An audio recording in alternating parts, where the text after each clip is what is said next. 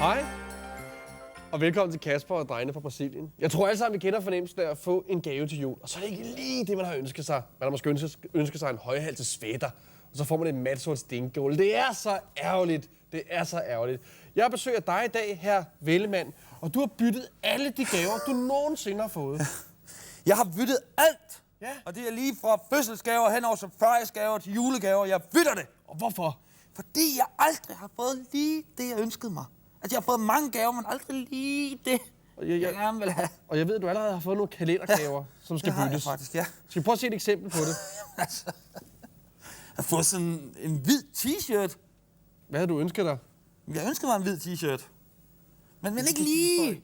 Så er det Ikke lige den hvide t-shirt. Altså, det er en fornemmelse. Det er bare ikke lige den. Hvordan får du det så sagt til giveren? Wrong shirt, bitch! Så kan de have det for det, du. Så har jeg fået noget andet.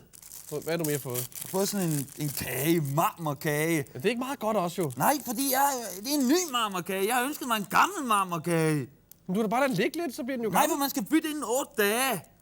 Hvordan får du så sagt det til giveren, at det var ikke lige det? Jeg kan huske, jeg sagde til mor, fuck you, mom! Så kan hun bare lade være. Ja. Det var dejligt lige at få et indblik i, hvordan man bytter. Tak skal du have, fordi du kom. Nej, prøv lige, skal jeg ikke have et eller andet på det her? Skal jeg ikke have et eller andet fra min ulejlighed? Ej, det gør vi ikke så meget i. Jeg vil have en gave for det her. Det gør vi ikke i. Stik mig en gave. Du får en flaske rødvin, der er Chateauneuf pap her. Men det er lige sådan en, jeg ønskede mig. Værsgo, så. Selvfølgelig med grøn etikette. Jeg vil have den med grøn etikette. Du kan få den igen. Tak for det. Godt. You fucking cocksucker! Ja. Know where you live, monkey boy! Ja. Og vi andre, vi skal have et lille citat fra Jul i Nødebo Præstegård. Og det er det dejlige citat, hvor den lille næse kommer over og siger, er det jul nu, far? Og han må svare, ikke før jeg har trukket en rev ud af røven.